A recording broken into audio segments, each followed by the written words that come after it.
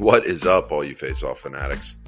And welcome back to the Faceoff Zone podcast, a podcast dedicated solely to the Faceoff position. I'm your host, John Bodner, and I'll be covering all the major upcoming Faceoff storylines of this upcoming NCAA lacrosse season. On this episode, we're talking Colonial Athletic Association, aka the CAA Conference. A couple really good low-key Faceoff guys in this conference that I'm very excited to talk about today. So, if you haven't already, please give Faceoff Zone a subscribe on YouTube or a follow on Instagram, so that way you can see all the upcoming Faceoff highlights I plan on showing this season. So, let's get this thing going again, and let's dive deep into the zone.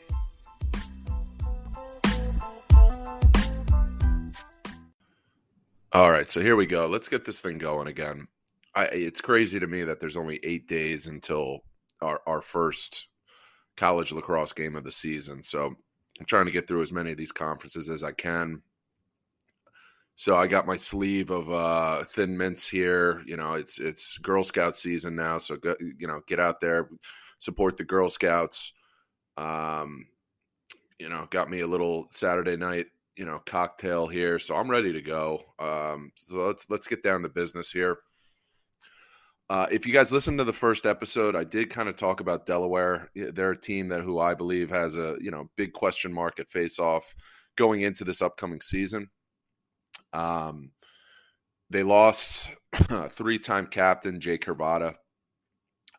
He took the majority of it. He's taken the majority of their Faceoffs for years now, and they have a couple younger guys who have to definitely step up this year. They have a junior in Roland Hockenberry who took 102 faceoffs last year. Logan Premtage, a sophomore, took 53. A couple other guys on the roster. Listen, I mean, they have a great, a great faceoff mind with Coach Trey Wilkes over there. He does a great job running the faceoff unit. I still believe they're going to be in pretty good hands, but against the Umasses and the Hofstras this year, I mean, I'm curious to see how some of these younger guys do. They've had a full off season.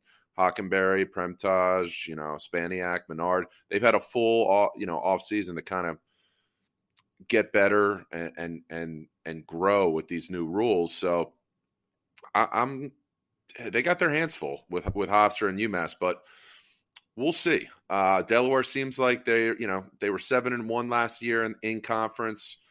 They're number 16, in the top 20 in all these preseason polls. They're, kind of at the bottom there, but they look like if they're in the preseason top 20, it's telling me that they still have a pretty good team. So, they definitely, they need to win some big draws this year, in order to, stay in these polls. So we'll see. I'm looking at their schedule. They're playing St. Joe's with Zach Cole. They're playing Duke, Monmouth, Michigan, Marist, Hopkins, all teams with some really good faceoff guys, before they get into CAA play. So we're going to find out very fast what some of these younger guys at Delaware are made of. If I'm a betting man, I think we see Hockenberry and Premtage, at the beginning of the season a lot. And depending on how they do, well, we'll see. We'll see how the rest of the, rest of the schedule goes. But Delaware, we'll see. Stay tuned. That's all. I'm going to leave it at that. If you want to hear a little bit more, definitely go back to that first episode where I kind of dive deep, pretty deep into Delaware. So let's move on to Drexel. Drexel, they won the CAA last year. They got hot late in the season, and I mean, they really turned it on. They played Notre Dame in the first round in the NCAAs, and actually that was a pretty good game. I mean, it was not at Faceoff, but I mean, for the most part, it was a pretty good game. So Drexel, great season last year. I see that they're right behind Delaware in these top 20 preseason polls. They're like around 17, 18. They finished off 10-3 last season.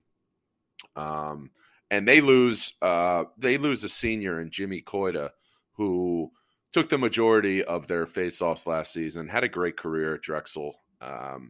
He took 284 faceoffs last year at Coita, won 140 of them. So he was about 49% on the season, about 50%. It's a big loss for them, because he has taken the majority of Drexel's faceoffs for a couple years now, and Drexel's another team with just a crazy amount of faceoff guys on it. I'm counting 1, 3, 4, 5, 6 faceoff guys on Drexel's roster right now. So hopefully there's a guy or two on here that'll really step up and like I said, against the Umasses and the Hofstras, they're going to have their hands full with all these kind of newer guys. Like I said, Coita took 284 faceoffs. The next closest on Drexel's roster last year was this Mark Hartman, who's now a junior. He took 45 faceoffs last year, won 24 of them, so he was about 53%. Had 24 wins, 16 ground balls, 18 of 25 against Delaware back with 11 ground balls back in March 13th. That's kind of definitely his claim to fame last season. That's very, very solid day against Delaware last year. So Hartman is the next closest. He took 45 faceoffs. And then you have a senior, Tony Rosado. He took 24 faceoffs last year. He was 6 of 24. Not a very big sample size. Tony's a Philly guy. I've known him for a while. He's, listen, the guy's in amazing shape. He's like one of those gym rats. I do think they're going to give him a couple more opportunities this season, and hopefully he can capitalize on them. He's got a little brother who's also a faceoff guy on the roster, Liam Rosado, who literally only registered 1 faceoff last year. So who knows? I haven't really seen the Rosados in a little bit, so I know they're hard workers, so I would imagine they'll both get some. Like I said, they'll both get some opportunities this year. So, got the Rosado brothers, and then we got a couple freshmen and redshirt freshmen here. So let's start with freshman Grant Iska. Grant Iska, he's a Texas guy, went to the Woodlands. He kind of played with in the club world. He kind of guest played with just a bunch of teams. I mean, he's a total face-off rat. I mean, just so into it.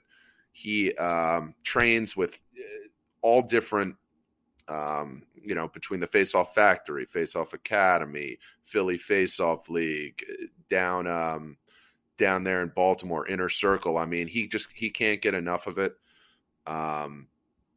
He's, like I said, he's a big boy, 6'3", about 200. He's great stick skills. He's got a variety of moves, and he's an interesting one. I'll be curious to see if he gets some early opportunities for Drexel this year, because there's really not that much experience losing Coita.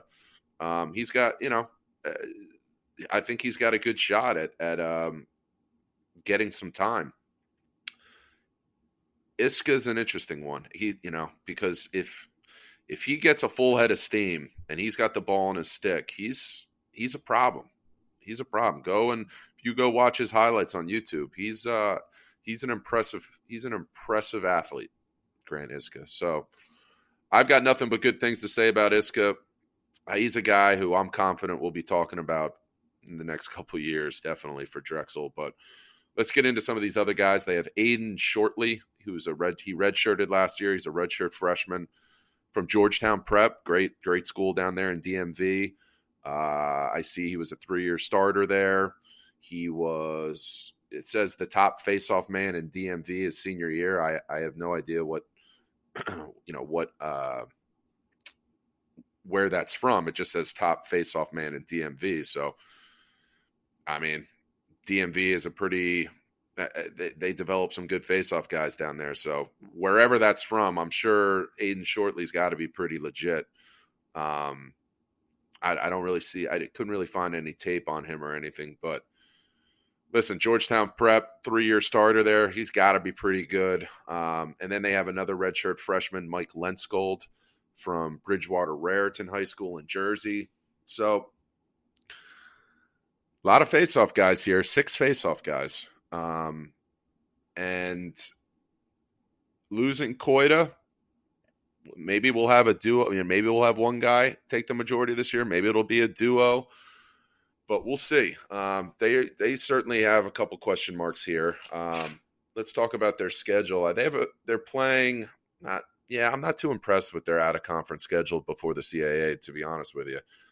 They're only playing UMBC, St. Joe's, Villanova. Other than Zach Cole at St. Joe's, UMBC has some pretty good face-off guys, but I don't know. I wish they were playing a couple stronger teams with some stronger face-off guys before they get into that CAA conference schedule. But we'll see. Drexel, I predict they'll kind of be in the middle of the pack. They just have so many guys with really not that much experience. I predict they'll kind of just be right there in the middle there, but who knows? Maybe one of these guys will just absolutely explode and light the world on fire. But I'm going to leave it there for Drexel. We shall see what the Dragons do in a couple weeks. So let's talk about Towson coming up next.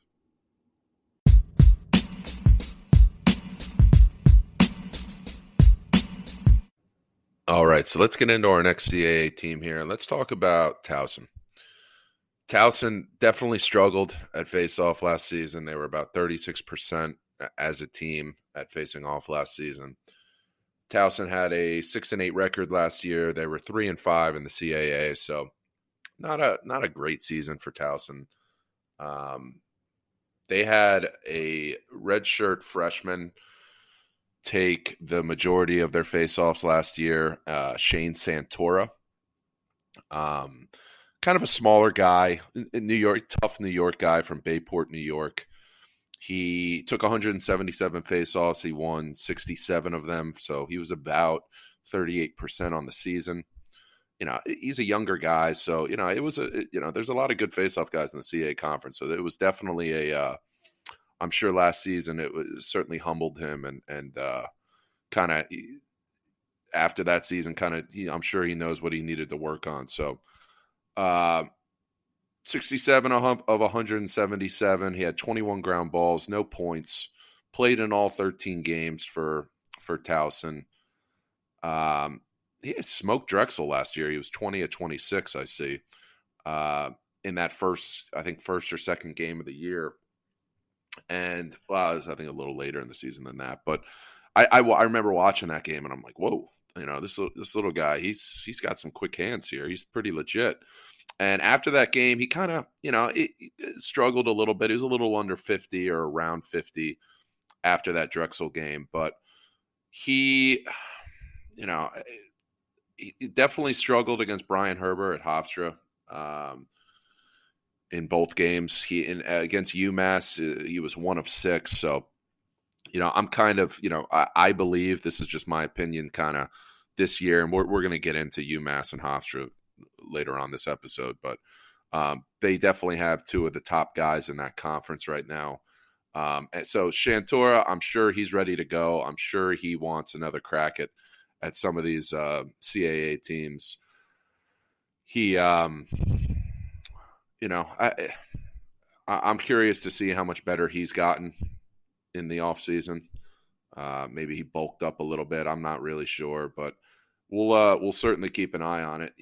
Let's go down the roster here. Let's talk about they have Drew Martin, who's a senior. The roster, he took a couple face-offs for that. He took 67 face-offs last year for Towson and won 24 of them. So he's about 35% on the season. It's weird though. On the roster, it only says he's a midi. Has him down as a regular mid compared to some of the face-off guys on this roster. So I don't know. I feel like he's Drew Martin's more of a do-it-all midfielder kind of guy. So I don't He's 6'3", 195. He seems like he's just like an athletic freak out there. So, I don't know how much of Drew Martin we'll see this year because they do have this new freshman in, who we'll talk about in a second. But he's a guy, depending on matchups, you need a good athlete in there. They might throw him in to mix it up, but we'll see. So we talked Santora, Drew Martin. Let's talk about their freshman they have in from New Fairfield, Connecticut. Matt Constantinitis. I think that's how you say it. I'm not sure. But he's an interesting one. I mean, he played for a strong club. He played for Prime Time up there in that kind of Connie area. I remember he was originally a Hopkins commit, and for whatever reason he switched over to Towson. At one point, he was kind of in that top 100 in the inside lacrosse and NLF rankings stuff. I was watching his highlights before I started recording here, and I watched some Max Preps highlights of Matt Constantinitis, and I mean he was a monster his senior year of high school. It said he had 100. I don't know. He had 102 points, and I don't know if that was just his senior year. I mean, maybe that was his overall career, but 102 points. If he had 102 points his senior year, I mean, that would be insane. I got to do a little bit more research on that. If anybody knows the answer to that, please shoot me a DM or something. I mean, it says on Max Preps he had 102 points and he was 92% faceoff percentage his senior year. So that's pretty insane. He was taking. So, he was kind of dodging guys from X. He was it looked like he was playing a little bit of attack. He was definitely staying on the field a lot in high school, and like I said, dodging from X, dodging from up top.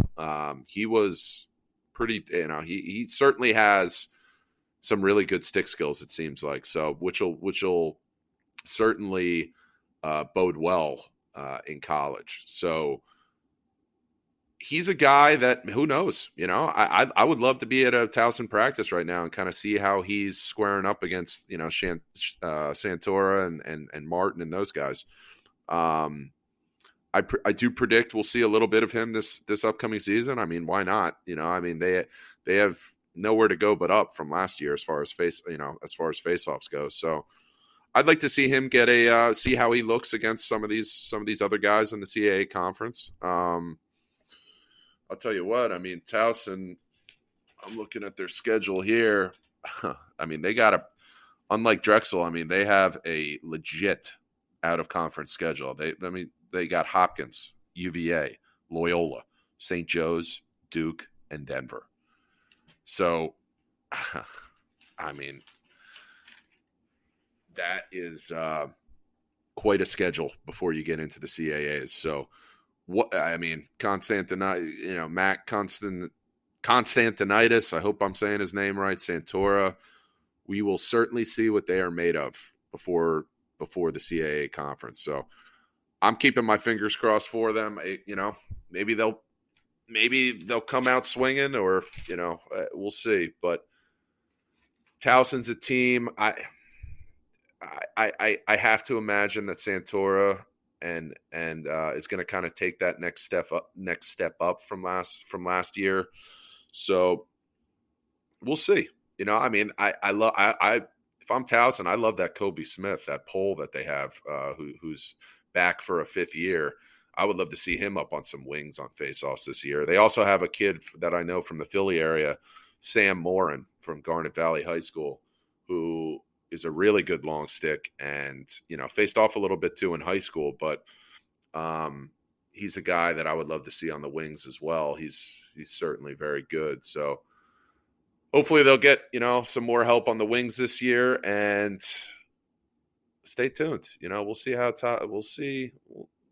like I said, we'll see what Towson's made of after this insane out of conference schedule they have. So we'll stop there on Towson. Coming up next in our CAA breakdown, let's talk about Fairfield.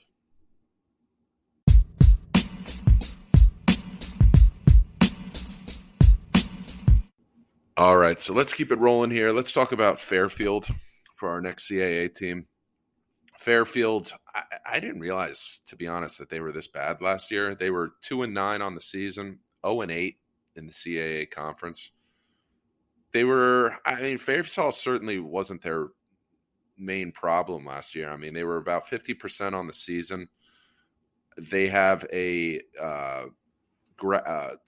grad student, a super senior coming back for Fairfield, Frankie Libetti, who I think is definitely legit.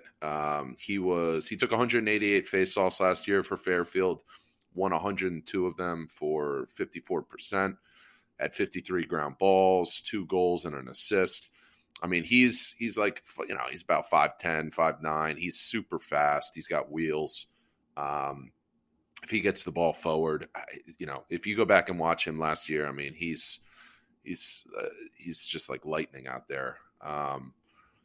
His major kryptonite last year was definitely Brian Herbert at Hofstra. He was 11 of 37 in 2 games against Herbert last year, so I'm sure he's chomping at the bit to get back up to I don't know. I guess it's down to New York from Fairfield to play him again. And he also kind of, and he definitely struggled against Umass. Those two kind of teams with the stronger guys. He was 14 of 33 against Umass in 2 games. So he's got nowhere to go but up from there. I do believe he's going to come out swinging against those 2 teams. So definitely keep those games circled. I certainly have them circled on my calendar. Libetti, he's a South Jersey guy from Morristown High School. I have noted here he runs like a deer, like a stag. I don't know if stags are like regular deer or not, but he certainly runs like a deer. We're probably going to see a heavy dose of Libetti this upcoming season, but let's get into some of their other guys here. They have a sophomore on the roster this year, Dylan Smith. Dylan Smith was a freshman last year. He took 118 faceoffs, 154 of them, so for 46%. So that's an impressive, freshman year. He was 12 of 20 against UMass back on April 24th, which is very impressive. Dylan Smith is a guy who got way more faceoffs in the second half of the season. I think Libetti took a lot early, and if he was struggling, Dylan Smith came in and strung together a couple nice games. So Dylan Smith is another one. I predict we'll see a lot of Dylan Smith. Hopefully, in the early in the season, so Libetti doesn't kind of tire himself out so much. I think if they're smart, they'll kind of use Smith a little bit more this year. They also have a sophomore on the roster, Ryan Hamburger, only took 9 faceoffs this year. So, depending upon how hard he's been working in the offseason, maybe we'll see a little bit more of him this year. And then they have a pair of freshmen on the roster, Fairfield. They have kind of two beef sticks almost. I mean, you got Dylan Smith, who's 5'11", says about $180. Frankie Libetti's like 5'10", 5'9", 178. Then you got these 2 freshmen who are about 6 foot and each about 200 to, 210 each maybe. You got Tim Lucky he's from Delaware. He went to the Sanford School. And you have Nick Bloom he's a Massachusetts guy. So we'll start with Lucky. He's about 6 foot, 200, crazy fast hands. Really fast hands. I've seen him play a couple times. Very impressive. He played for that Under Armour team down in Maryland. And if he's on the whistle, watch out. He's, he will, if you're not ready, he'll have the ball forward and he'll be running downfield before you can blink. If he's not on the whistle, I'm curious to kind of see how he'll look on a D1 field this year. Just making that adjustment from Delaware high school lacrosse in Delaware to, major D1 lacrosse. So I think there may be some growing pains as far as ground balls and keeping the ball in his stick after the faceoff, but he's a guy that can certainly develop into a good faceoff guy down the road, I feel like, for Delaware. So, and then Nick Bloom from Massachusetts, the other freshman, I don't know too much about. There's not much on him on the roster here. So, he's a big boy, 6', 215 as a freshman. So, I'll be curious to see if they roll him out at all early in this season here. But, I know Lucky's legit. So, they got some good players here. Like I said, I do think Lebetti is going to be coming out right from the jump and doing his thing. So we'll see. Fairfield, like I said, they have nowhere to go but up. I mean, 0-8 in the conference last year. I thought they won like at least one or two games last year, but guess not. Out of conference schedule here, not impressive. They're playing Quinnipiac. They're playing Stony Brook, Villanova, Harvard. So a couple good ones maybe. I know Quinnipiac has a pretty good face-off guy. But I would have liked to see, them kind of go the Towson route and try to play some heavy hitters before they get into the CAA play. But, it is what it is. So I'll leave it at that with Fairfield. We'll see in a couple weeks. We'll see what they're made of in a couple weeks. So moving right along here, I think the next team we'll talk about will be Umass. We're going to talk Umass coming up, so you don't want to miss this.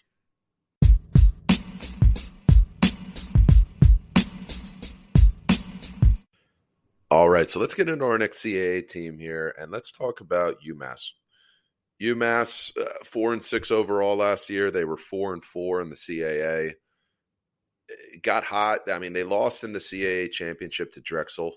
I'm sure they wish they can get that one back, but solid season. I mean, listen, UMass is always dangerous. They always have some good teams. So, especially now that they have some good, some really good face-off guys, they're going to be a dangerous team again going into this upcoming season. Let's talk about junior Zach Hochman. Zach Hochman, phenomenal season last year. He's going to be a major problem for some teams this year. Zach Hochman, he took 214 faceoffs last year, won 114 of them, 73 ground balls. He had 5 goals, 1 assist. He's certainly a problem for teams if he gets the ball forward. Or if he gets just a full head of steam. I mean, the guy he's a total athlete. He's about 6'1", 195. He was a 2-sport monster in high school. I see here. I did a little research on Hochman. It owns the all-time receiving yards, total touchdowns, total points, interceptions.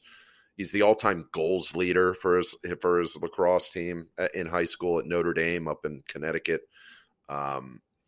Just an absolute monster.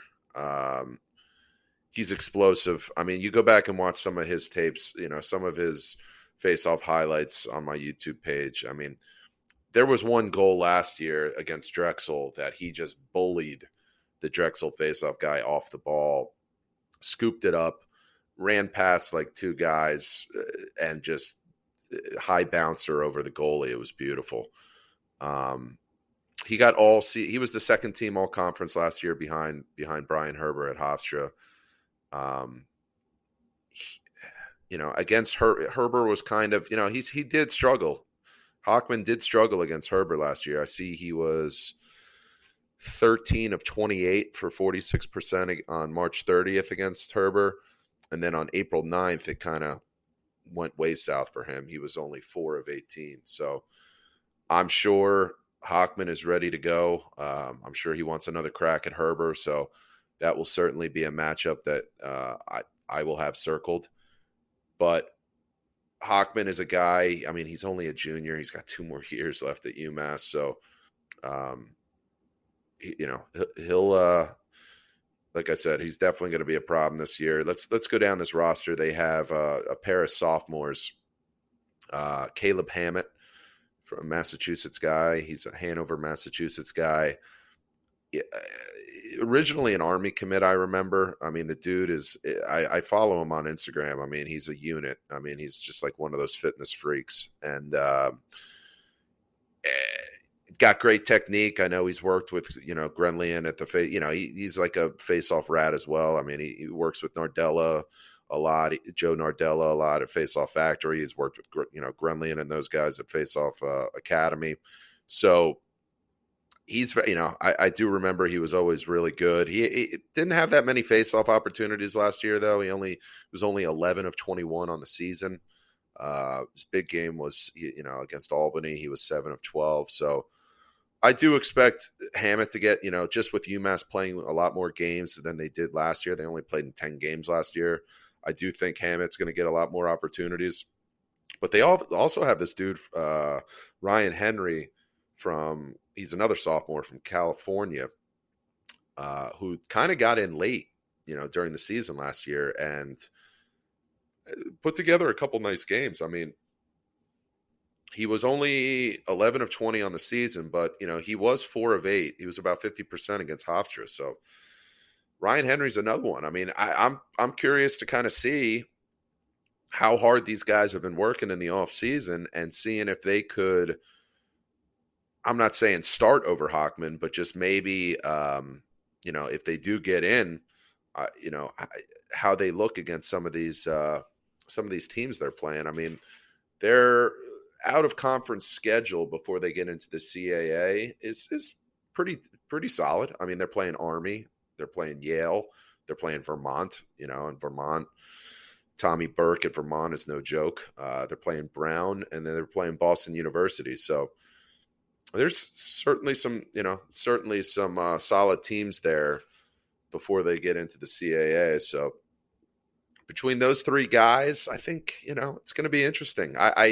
I'm a betting man. I'm gonna say Hochman comes out right from the start, and I think it's his job to lose until he struggles, and then we're gonna see one of these sophomores come in. So I don't know. UMass. It certainly seems like their team is going to be, pretty good. They're not in like the preseason top 20 or anything like that, but I just feel like UMass always has like a big upset every year. They always find their way into the top 20. So we'll see what the Gorillas do this year. So UMass, I'll leave it there with UMass. Zach Hochman, he's going to be must-watch TV this year. So coming up next, we're going to finish off with Hofstra, so stay tuned.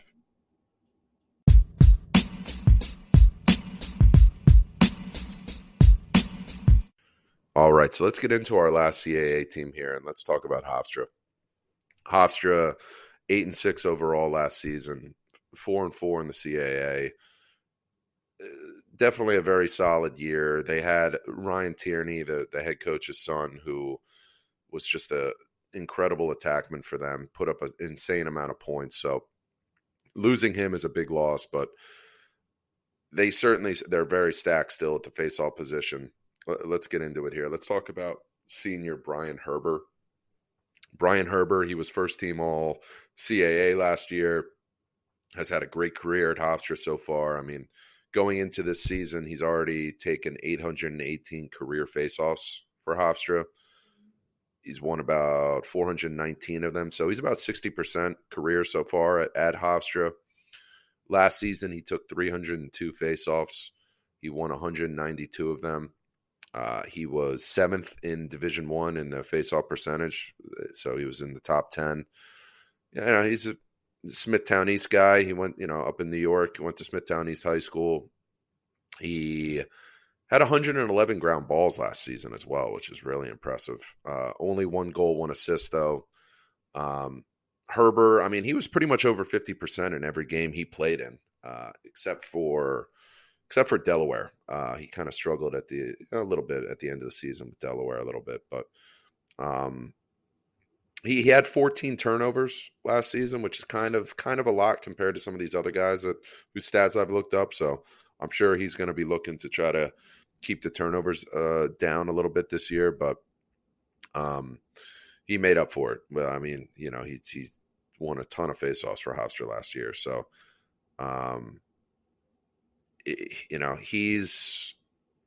he's going to be the guy this upcoming season. Again, there's no doubt about that.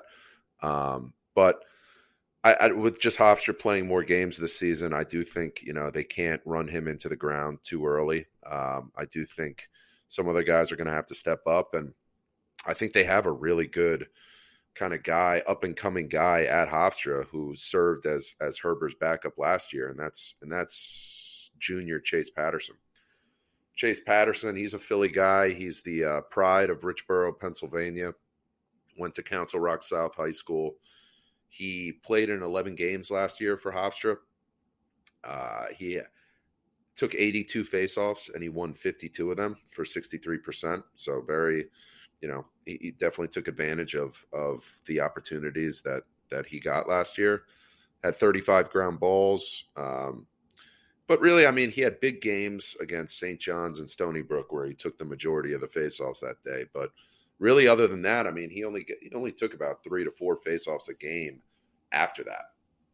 So I do predict, just like I said, with Hofstra playing more games this year, we're going to be seeing more Patterson. We're definitely going to be seeing more Patterson. I mean, the dude he's another one of those football lacrosse guys. I mean, it was just a monster in football back in his day in high school. Very athletic. His biggest thing, I mean, he's always been a very strong face-off guy, but just, his high school team wasn't the strongest. I think adjusting to, stick skills wise and just overall lacrosse IQ, making that adjustment from Council Rock South High School to Hofstra was certainly, has certainly been an adjustment, but I really think he, after last season, winning 52 of 82 faceoffs, he kind of, solidified to him, he told himself, he can do this. He can be a dominant D1 faceoff guy if given the opportunity. And, he's certainly, when Herbert leaves next year, he's, I'm excited to see what he can do as the primary faceoff guy. But I think Hofstra's in a unique situation here where if Herbert does need a break or something, I mean, they have a quality backup in Patterson.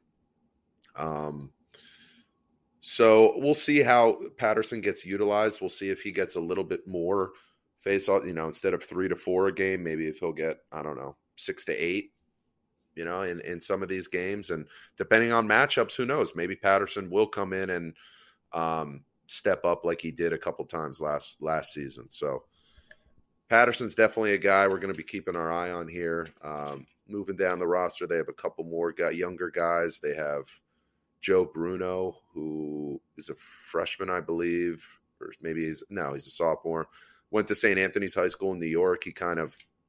I think he was like kind of a do-it-all midfielder because I know Naso was at St. Anthony's. I think they were in the same grade, so I think he kind of backed up Naso, did a little bit of everything for St. Anthony's.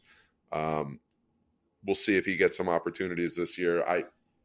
We'll see. Ben Niesman from Illinois. He was a redshirt last year.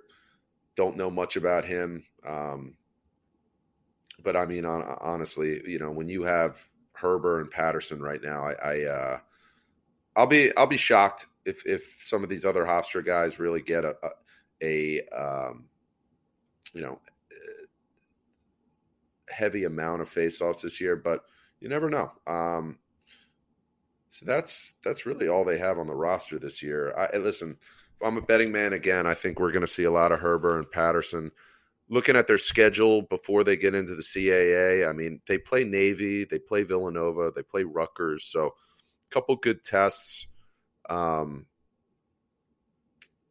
Listen, at the end of the day, if Brian Herbert gets hot at the end of the season, Hofstra could be a very dangerous team. I mean, when he gets going, he's tough to stop. Herbert will be definitely, like I said, I think I'm very excited to see that Brian Herbert, Zach Hochman of Umass matchup this year. I think that's going to be must-watch TV. But Hofstra, I mean, I'm excited to watch them. I'm very excited to watch Herbert and Patterson. So we'll see how it all shakes out. So I'll stop there on Hofstra, and that's a wrap on the CAA breakdown here. So CAA, like I said, they have some sneaky good face-off guys. When these guys go out and play the Big Tens and the ACCs and the Patriot League guys, I'm curious to kind of see how they do. I think they're between Hofstra, UMass, Fairfield, I think they all have some pretty legit guys. So we'll see how it all shakes out. We'll see how they do. So I'll leave it there with the CAA. That was a lot of fun. So I think coming up next episode, I definitely want to get into the America East Conference. I want to talk, Big East, definitely. So I would imagine we're going to be getting into one of those two coming up on our next episode. So stay with us. Real quick, before we wrap up here, I do kind of want to talk about the Inside Lacrosse preseason All-American teams that just came out. I'm always interested at these. I mean, I feel like they're more bulletin board material for the guys who don't get it. But, I'm interested as far as the face-off position goes. I would love to talk to, one of these voters and kind of see what they use as as far as stats go or strength of schedule go, what they use to make base their votes on. Let's kind of go over the teams real quick. I mean, you had first team Mike Sisselberger at Lehigh, second team PD LaSalle at Virginia, third team Zach Cole at St. Joe's, and then the honorable mentions were Tommy Burke of Vermont, Bailey Savio of Loyola, Jake Naso of Duke, Alex Stathakis at Denver, and Zach Tucci of North Carolina. So you have 3 ACC face-off guys, 2 Patriot League, 1 Big East, 1 NEC with Zach Cole, and 1 America East with Tommy Burke. I don't really have a problem with it. Zach Cole, certainly, he's had we'll talk about him next week. He's had an amazing career at St. Joe's. He just takes so many faceoffs every year. He kind of ran out of gas a little bit at the end of last season. He did kind of struggle with the Jacob Alexander at Bryant at the end of the season there. But, all these guys are very good. Alex Stathakis at Denver, that's an interesting one because, James Riley did get preseason Big East Player of the Year, preseason Big East face-off guy of the year. So I don't know, that's going to be a matchup for the ages this year, Riley and Stathakis, but it's interesting how Stathakis got preseason All-American on here, but Riley got it for the Big East. So, and Bailey Savio is another interesting one. I mean, he did get extremely hot at the end of the season, but, there's still some good face-off guys I feel like out there that, had better seasons than Bailey last year who were kind of off this list. But, I put a little post up the other night that it's certainly a little weird to me to not see any Big Ten face-off guys on this list. I mean, I talk about bulletin board material. I mean, I would imagine the Nick Rowletts and the Justin Inacios and the even Weirman and Ty and all those guys in the Big Ten have got to be a little bit fired up after kind of getting snubbed. Oh, and I'm forgetting the Hopkins guy, Naruski. I mean, I would be a little fired up if I'm one of those guys, and I saw that the other night. So it's interesting. I mean, Tommy Burke, he's an animal. We'll definitely talk about him soon. Tucci at North Carolina, we'll see, if he's going to take I would imagine he'll take the majority of the faceoffs this year again. But all these guys are real good.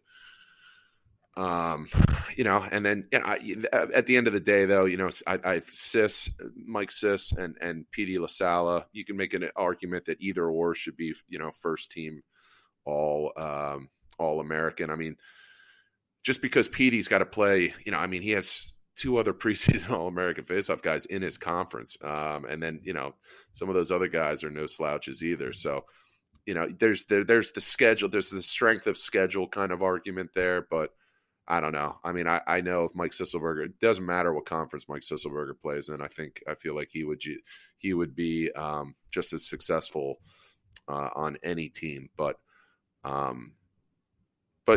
it's just like with any argument. There's always arguments to be made. But for the most part, I think this list is pretty accurate. Do I think all these guys will be All-Americans by the end of this season? Probably not. There's always like a guy or two that just you're like, whoa, where the hell did he come from? But I think it's, we'll see. I just wanted to kind of talk about it before we wrapped up here, and just let it be known, that no Big Ten faceoff guys this year. I would love to just kind of go back to like the past, I don't know, 5-6 years worth of preseason All-Americans and see how many Big Ten guys there's been, because I feel like I always saw at least one, but none this year. So just, I don't know. Thought it was interesting. So, all right. Well, with that being said, let's, we'll wrap this thing up right now.